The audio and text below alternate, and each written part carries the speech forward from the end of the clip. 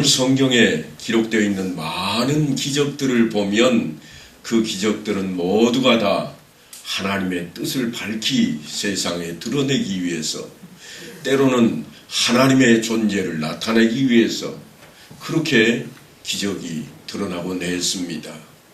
하나님의 아들을 네가 아느냐, 혹은 내 믿음대로 될지어다 하는 모습으로 기적이 찾아왔는데, 오늘 우리가 읽어본 성경은 뜻밖에도 그런 아무런 이유가 기록이 되어 있지를 않습니다.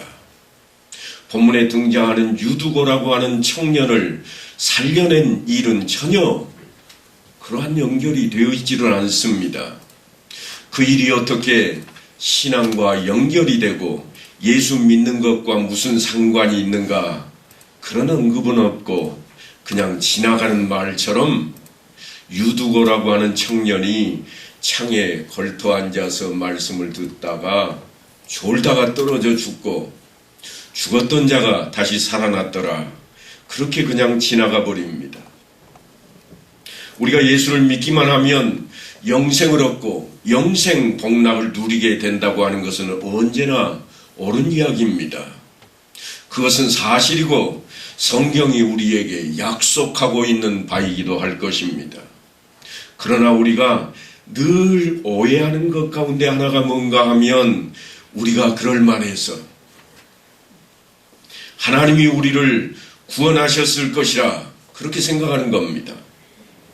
그래서 끊임없이 자기 자신 안에 어떤 조건들, 그리고 자격들, 그럴 만한 자기 자신의 의를 찾으려고 애를 씁니다.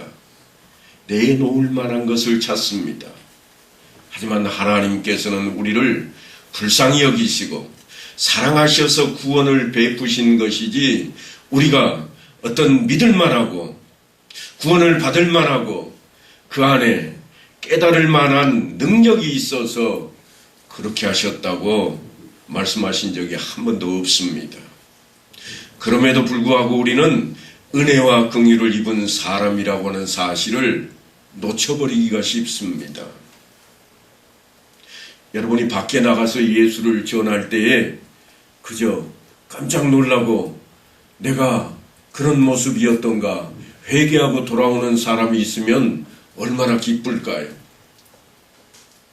그런데 반대로 예수를 전하는데 이를 드러내고 화를 내고 쫓아내는 사람이 있다면 어떤 생각이 드실까요? 쫓겨나오면서 마음속으로, 그래, 너 같은 놈은 지옥에 가도 싸다, 그러고 혹시 나오지는 않을까요?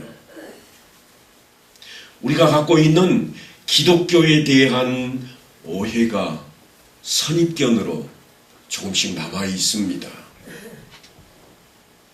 그런데 마태복음에 보면 예수님께서 복음을 증거할 때의 이야기를 이렇게 기록해 놓았습니다. 예수께서 모든 도시와 마을에 두루 다니사 그들의 회당에서 가르치시며 천국 복음을 전파하시며 모든 병과 모든 약한 것을 고치시니라. 어떤 것을 고르고 어떤 것을 구분해서 일을 하고 계시지를 않고 모든 것에 모든 일을 함께하고 있는 주님의 모습입니다. 천국 복음을 증거하시는 일에도, 병을 고치시고 약한 것을 고치시는 일에도 모든 것이라 그렇게 표현을 하고 있습니다. 믿을 만한 사람을 골라서 그 일을 행했다거나 쓸만한 사람을 골라서 그 일을 했다고, 아니 나를 잘 따라오는 사람만 이리 오라 그래가지고 그들에게만 그런 일을 행하고 있지를 않습니다. 이 본문을 가지고 구원파에서는, 베레아파라고 하는 그 한 분파에서는 예수를 제대로 믿으면 병도 들지 않고 약하게 되지도 않고 귀신 들리는 일이 결코 있지 않는다고 그렇게 가르치기도 합니다. 그런데 사실 예수를 믿는 사람들도 병들기도 하고 아프기도 한 것이 사실입니다. 그렇다면 구원파에서 이야기하는 것처럼 정말로 믿음이 없어서 아프게 되고 병들게 되는 것일까요? 만약 그렇다면 구원파에서는 왜 병원을 지어서 병자들을 치료하고 있을까요? 앞뒤가 맞지 않는 아이러니한 일들입니다. 예수님이 기적을 베푸신 그 안에 사실은 복음이 갖고 있는 그 내용이 우리들에게 분명히 나타내기 위한 모습으로 병고침이 있기도 하고 귀신을 내쫓기도 했습니다. 우리를 죄의 권세에서 꺼내는 복음을 전하시기 위해서 때로는 우리를 장악하고 있는 사망 권세를 물리치고자 그러한 일들이 벌어지기도 했습니다만 다른 차원으로 일을 하시는 모습도 우리 앞에 있음을 우리는 잊지 말아야 할 것입니다. 마태복음에서 이어지는 이야기입니다. 무리를 보시고 불쌍히 여기시니 이는 그들이 목자 없는 양과 같이 고생하며 기진함이라. 병을 고쳐주시고 귀신을 쫓아내시는 좀 더 포괄적인 이유가 있는데 거기에 보니까 나를 믿으라 네가 믿느냐 그 사항만 있는 게 아니라 불쌍히 여기시고 그들이 목자 없는 양 같고 또한 고생하며 기진하고 있는 것이 안타까워서 그 병을 고쳐주신 경우도 있다고 하는 것입니다. 그 병을 고쳐줌으로써 그 사람을 구원하는 조건으로 병을 고쳐주고 있는 그런 상황이 아닌 부분이 성경에 동일하게 기록이 되어 있습니다.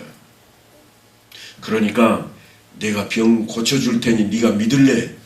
이런 차원의 이야기가 조건이 아니라 불쌍하고 안타까워서 그런 경우도 있었다고 하는 것입니다. 그래서 하나님을 믿는다고 하는 그 믿음이라고 하는 근거로 병고침이 결코 이루어지지 않고 있음을 우리는 기억해야만 합니다. 이것이 우리에게는 분명한 기독교의 기초가 되고 시작이 되어야 됩니다. 기적이 일어나는 것이 믿음이라고 하는 것을 위해서만 그렇게 존재하는가? 그렇지 않음을 꼭 기억하셔야 됩니다. 예수께서 나오사 큰 무리를 보시고 그 목자 없는 양 같음을 인하여 불쌍히 여기사 이에 여러 가지로 가르치시더라. 지금 예수님께서는 깨닫지도 못하고 알지도 못하는 사람들을 불쌍히 여기시고 그들 앞에 가르침이라고 하는 용어를 들고 등장을 하셨습니다. 우리가 생각하기를 복음을 전해서 받아들일 만한 사람은 불쌍히 여김을 받을 만한 자격이 있고 은혜를 받아 마땅하지만 복음을 전했는데도 받아들이지 않는 사람들은 그럴 자격이 없다는 생각을 갖기가 쉽습니다. 그래서 우리 마음 한켠에는 그래 듣지 않는다고 지옥에 나가거라 그런 마음이 자리 잡고 있습니다. 하지만 성경은 불쌍해서 복음을 제시한다고 말씀을 하고 있습니다. 불쌍하기에 복음을 그들 앞에 증거하고 있는 것입니다. 목자 없는 양 같음을 인하여서 불쌍히 여기고 있습니다. 목자가 있는 자는 주를 따르는 자입니다. 주님을 따르는 자들은 지금 언급하는 내용 가운데 들어있지를 않고 주님을 따르지 않는 자들에게 목자 없는 양 같다. 너희가 불쌍하다. 그래서 내가 이 복음을 전하노라. 그 일 때문에 주님께서 오셨다고 하는 사실입니다. 주님께서 오셔서 무엇을 가르치고 은혜를 베푸시는데 귀를 기울이면 그 순간 주님께서 불쌍히 여기고 사랑하시는 것이 아니라 정말 불쌍히 여기셔서 우리 인생들 앞에 주님께서 오신 겁니다.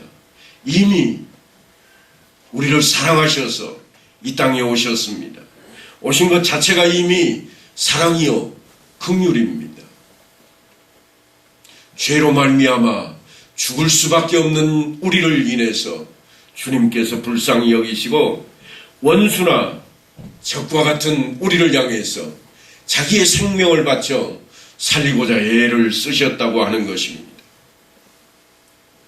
그러니까 여러분, 우리가 그 어떤 이에게도 설령 예수를 믿지 않겠다고 발버둥 치는 사람이 있을지라도 우리가 그들을 저주할 수는 없습니다. 하나님이 세상을 이처럼 사랑하사, 하나님께서는 그런 세상을 사랑하시고 그 사랑 때문에 독생자 예수 그리스도를 이 땅에 보내주신 것입니다. 분명히 우리 안에는 율법이 있습니다. 우리가 이걸 지켜야 된다. 이 정도는 우리가 해야 되지 않겠는가? 그것은 마치, 율법은 마치 우리가 시험을 보는 것과 같은 경우입니다. 율법이라고 하는 것에는 불쌍히 여김도 긍휼함도 사실은 없습니다. 왜냐하면 법이 정해진 대로 살아야 되기 때문입니다. 법을 지키지 말자고 말씀드리는 게 아닙니다. 율법이 틀렸다, 잘못되었다 말씀드리는 게 아닙니다. 율법이 우리 앞에 필요합니다. 그래야 옳고 그름을 알게 되고 깨닫게 될 수 있기 때문입니다. 그러나 하나님의 구원하심은 율법대로 이루어지지 않고 있음을 기억해야 된다고 하는 것입니다. 율법 외에 하나님의 한 의가 나타났으니 그 한 의가 다름 아닌 예수 그리스도라고 하는 것입니다. 그래서 예수 그리스도를 믿음으로 말미암아 구원을 얻는 하나님의 은혜를 허락하신 겁니다. 자격이 되어서 율법을 지켜서 우리가 구원을 얻게 된 게 아닙니다. 율법대로 내가 살았는가, 내가 뭔가를 이루었는가, 그것 때문에 구원을 받은 게 아닙니다. 우리는 하나님의 은혜로 구원을 얻게 되었습니다. 하나님께서 사랑하셔서 불쌍히 여기셔서 긍휼을 베푸시는 데에 우리의 구원이 자리 잡고 있습니다. 우리가 신앙생활 속에 어떤 실수가 있고 실패가 있다고 할지라도 털없이 하나님께서는 하나님의 사랑으로 우리를 붙드시고 우리를 인도하실 것입니다. 그래서 술을 끊게 되면 오겠다, 담배를 끊고 나오겠다, 돈을 벌게 되면 나오겠다, 내 마음에 있는 죄를 깨끗이 씻게 되면 그때 나오겠다고 하는 발상은 옳지 않은 겁니다. 하나님 이외에 어느 곳에 가도 우리의 죄를 씻을 만한 자리는 없습니다. 하나님을 떠나서는 어느 곳에서도 거룩한 결심을 할 수 있는 그런 자리가 없다고 하는 것입니다. 그러니까 하나님 안에서, 이 안에서 우리가 고쳐야 됩니다. 이 안에서 실행해야 됩니다. 하나님을 떠나서는 할 수가 없습니다. 이것은 마치 무엇과 같은가 하면, 나는 공부를 잘하지 못하니 공부를 잘하면 그때 학교 다니겠다. 그것과 똑같습니다. 왜 학교를 다닙니까? 공부를 하기 위해서 다니는 겁니다. 그런데 나는 공부 잘하면 그때 가서 학교 나갈게. 그거하고 다를 바가 없는 겁니다. 우리가 예수 믿는 믿음은, 신앙생활은 바로 그와 같습니다. 내가 잘해서 내가 이 정도 신앙생활 잘할 만한 모습이 되면 그때부터 내가 믿음 생활을 잘하리라. 아니요, 그렇지 않습니다. 그럴 수 없기에 우리는 하나님 앞에 엎어지는 겁니다. 하나님께 맡기는 겁니다. 하나님께 엎드려 이 죄인을 받아주소서 외치는 것입니다. 오늘 우리는 말씀을 통해 드로아 사람들을 만나게 되었습니다. 드로아 사람들을 사도 바울이 일주일 동안 함께하면서 하나님의 말씀을 전합니다. 예수 그리스도에 대한 이야기를 그들 앞에 하고 있습니다. 얼마나 이들이 진지하고 열심이었는지 이제 이틀 후에는 내가 떠나리라 바울이 외치고 있는 일주일 내내 밤중까지도 말씀을 듣고자 모여 있습니다. 한밤중이 되었습니다. 바울이 이튿날 떠나고자 하여 그들에게 강론할세 말을 밤중까지 계속하며 그럽니다. 설교가 좀 길어졌습니다. 그래도 내일이면 떠나야 되기 때문에 누구 하나 꼼짝하지 않고 밤중까지 귀를 기울여 말씀을 듣고 있습니다. 마치 시편 기자가 외치는 말씀 같습니다. 주의 말씀의 맛이 내게 어찌 그리 단지요 내 입에 꿀보다 더 다니이다. 마치 꿀맛을 만난 것처럼 들어와 사람들이 방 안에 모여서 말씀을 듣고 있습니다. 이 방은 우리 교회처럼 널찍막한 그런 방입니다. 다락도 있습니다. 3층까지 연계가 되어 있는 그러한 방입니다. 우리 중층이 이렇게 있는 것처럼 그러한 모습의 방에서 사람들이 모여 바울의 말씀을 경청하고 있습니다. 그런데 9절에 가면 유두고라 하는 청년이 창에 걸터 앉아 있다가 깊이 졸더라 그랬습니다. 다들 어떻게 해서라도 사도 바울의 말씀을 귀 기울여 듣고자 조금 더 앞쪽으로 조금 더 가까이에서 듣고자 하는데 이 청년은 도세했는지 아니면 말씀 듣기가 거북했는지는 모르지만 3층 창가에 걸터 앉아 있습니다. 아마도 솔솔 바람이 부는 그런 자리였을 것입니다. 사람이 많이 모인 곳에 뜨거운 열기는 위로 올라갑니다. 그래서 그 창문을 통해서 아마도 바람이 교류가 되었을 것입니다. 그런데 놀라운 일이 벌어져 버립니다. 유두고가 3층 윗 다락 창틀에 걸터 앉아서 말씀을 듣다가 졸고 있습니다. 그러다가 끝내 1층 마당에 떨어져서 죽었습니다. 사람들이 내려가 보았더니 죽었다 그랬습니다. 거기 모인 사람들의 마음이 어떠했을까요?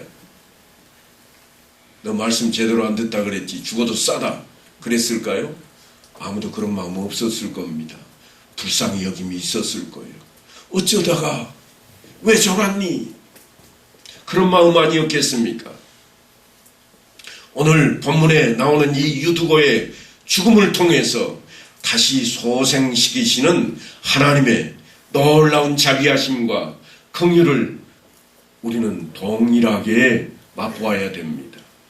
안타까움과 슬픔으로 그의 죽음을 바라보았던 그 자리에 있던 많은 사람들처럼 우리도 그 마음이 있어야 됩니다. 누구를 향해서요? 지금 오늘 말씀을 듣지 않고 유두고는 떨어져 죽었다.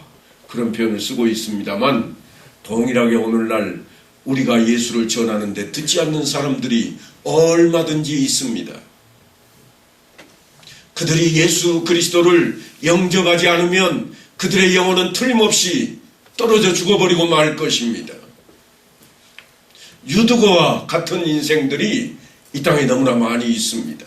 아니 우리 주변에 너무나 많이 있습니다. 그런데 우리가 그들을 향해서 그래 너희들은 죽어도 싸 그렇게 내다볼 수 있는가? 그렇지 않다고 하는 겁니다. 그래도 나는 주일날 예수 믿는 표로 예배당에도 나가고 성경책을 손에 들고도 다니고 이만하니까 하나님께서 나를 구원해 주시지. 너는 내가 예수 믿으라고 교회 한번 같이 가자고 하는데도 거들떠 보지도 않느냐? 넌 죽어도 싸다. 그럴 수 없다는 거예요. 우리가 구원받는 것은 우리가 이 자리에 나와 있기 때문이 아닙니다. 내가 주의를 지켰기 때문에 구원받는 게 아니에요. 구원받는 것은 그건 무엇인가? 예수를 믿기 때문입니다. 예수를 아는 것으로 끝이 아닙니다. 내가 예수를 믿노라. 나의 구주라. 내 죄값을 대신 지시고 십자가에 못 박혀 죽으신 그 주님을 내가 믿기에 그래서 구원을 받는 것이지 하나님의 은혜로 받는 것이지 내가 무슨 어떤 공적을 세워서 받는 것이 결코 아니라고 하는 겁니다. 그러니까 오늘 유두고의 죽음은 정말 뜻하지 않게 생활 가운데 아무것도 아닌 것처럼 잠깐 스쳐 지나가는 그런 모습이지만 우리에게 충격이 조금 되어야 됩니다.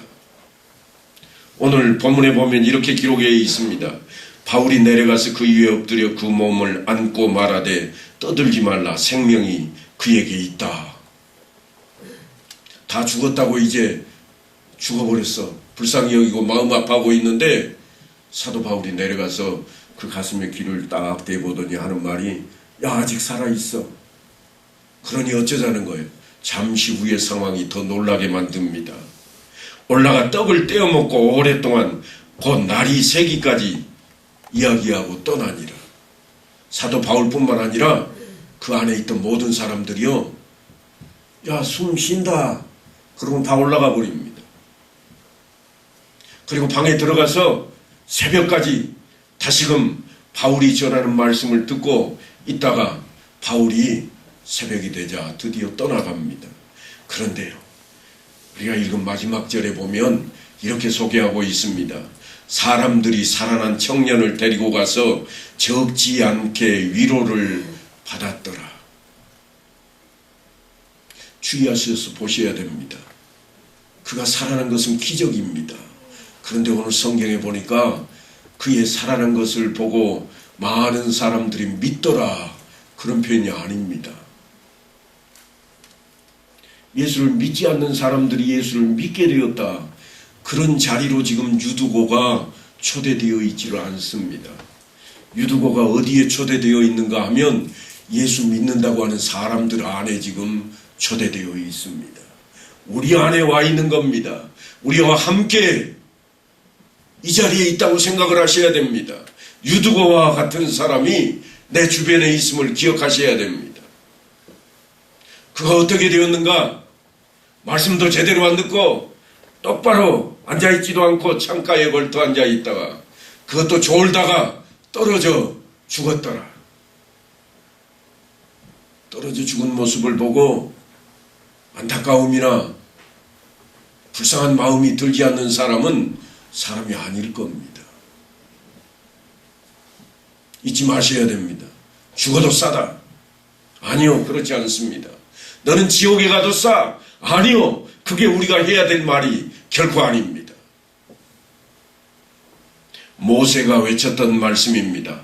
보라, 내가 오늘 생명과 복과 사망과 화를 내 앞에 두었나니 곧 내가 오늘 내게 명령하여 내 하나님 여호와를 사랑하고 그 모든 길로 행하며 그의 명령과 규례와 법도를 지키라 하는 것이라.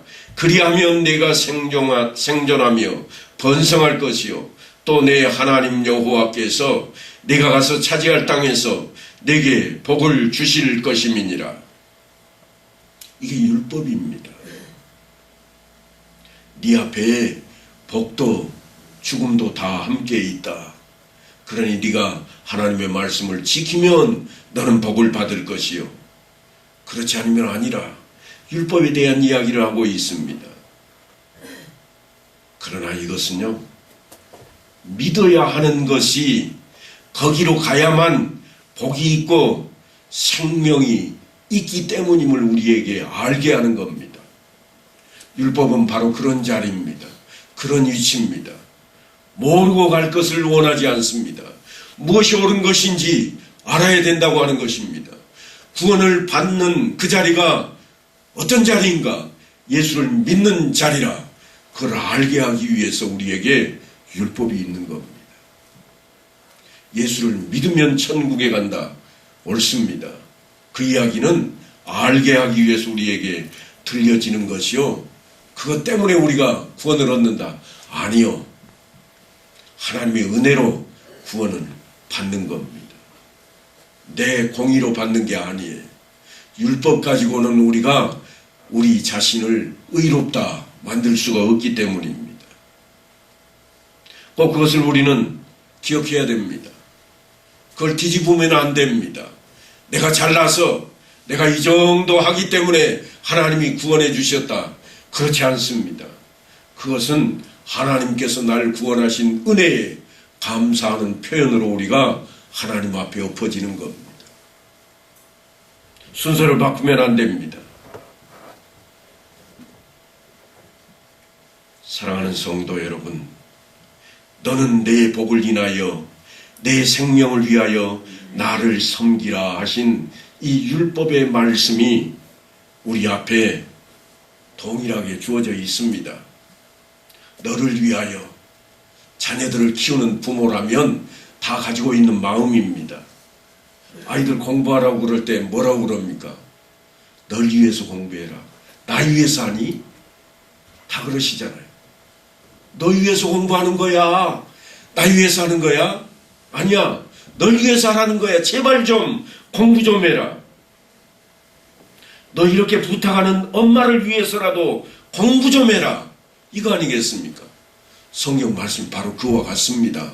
하나님께서 말씀하시는 그 율법과 같은 말씀들이 다 뭔가 하면 우리를 위해서 제발 예수를 믿으라. 믿는 자에게 구원이 있고 복이 있다. 그 말씀입니다. 바로 그런 말씀을 듣고 보니까 우리 앞에 있는 신앙생활이, 주일 성수가, 11조 생활이, 용서하는 생활이 교회를 위해서 하는 것도 아니요, 앞에 있는 목사를 위해서 하는 일도 아닙니다. 어떤 분은 그러시더라고요. 목사님 위해서 제가 헌금 많이 했습니다. 우리 교회 그 사람은 쓸만합니다. 왜냐하면 교회 헌금을 많이 하는 분이기 때문입니다. 아니, 옳지 않습니다. 그렇게 헌금을 했다면 다 되돌려 줘야 됩니다. 그 하나님 앞에 예물이 될 수가 없습니다. 사랑하는 성도 여러분, 오늘 성경이 기록되고 전해지는 것은 다 여러분을 위해서입니다. 보라, 내가 오늘 생명과 복과 사망과 화를 내 앞에 두었노라. 이 말씀은 우리에게 귀한 것을 차지하라고 하는 말씀입니다. 버리라고 하는 말씀이 결코 아닙니다. 이사야서에 보면 이런 말씀이 기록되어 있습니다. 하늘이여 들으라, 땅이여 귀를 기울이라. 여호와께서 말씀하시기를 내가 자식을 양육하였거늘 그들이 나를 거역하는도다. 하나님께서 이사야 선지자를 통해 들려주시는 말씀입니다. 하늘아 땅아 다 들어봐라. 천지, 내가 창조해 놓은 천지 만물들아 다 들으라. 그리고 하나님께서 말씀하시기를 내가 자식을 양육하였거늘 그들이 나를 거역한다. 어느 날 TV 뉴스에 이런 게 나오더라고요. 자식 잘 키워서 대학까지 졸업시켜놨더니 그놈이 용돈 안 준다고 아버지 죽이겠다고 칼 들고 덤볐답니다. 이런 일이 세상에 어디 있습니까? 그런데 사랑하는 성도 여러분, 하나님 앞에 우리가 그와 같습니다. 하나님께서 우리를 잘 양육하였거늘 자식처럼 여겨서 예수 그리스도를 십자가에 못 박게까지 해놓고 우리를 구원시키겠다고 붙잡으셨더니 하는 일이 뭔가? 대적하고 나선다, 그 말씀입니다.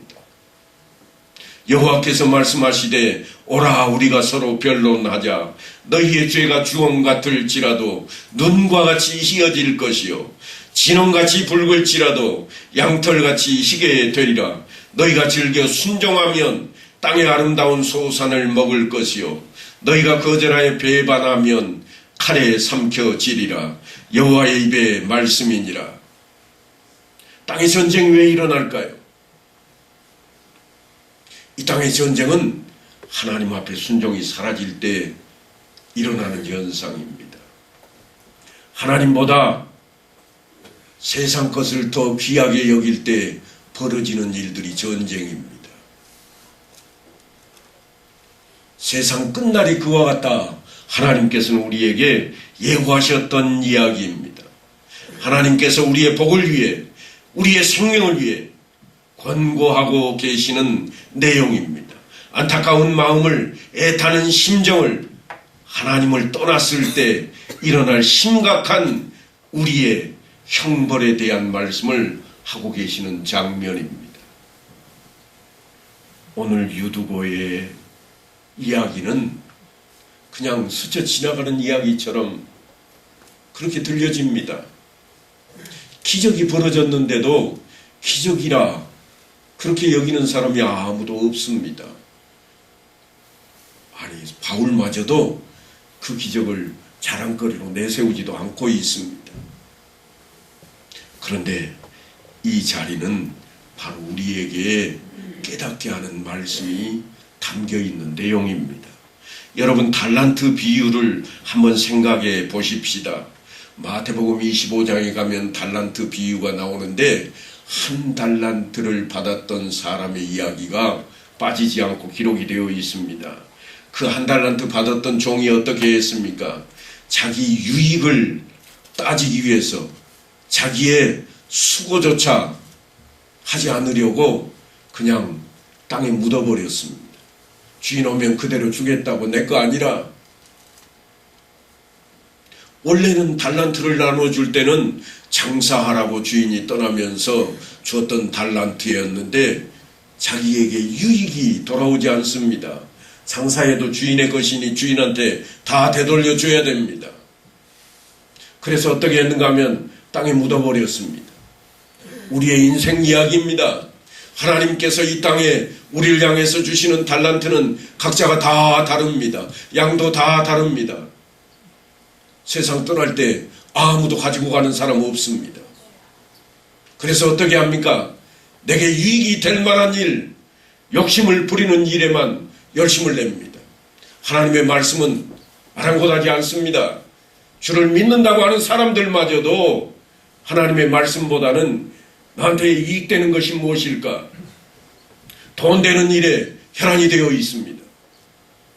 가지고 갈 것 아무것도 없는데, 내게 아니라 주인의 것인데.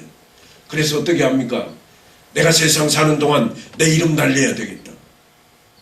내가 세상 사는 동안 권력을 한번 잡아서 그 자리에 내가 있어 봐야 되겠다. 자기의 유익을 향해서 다 뛰쳐 나가고 있습니다. 바로 그런 자리가 어떤 자리인가?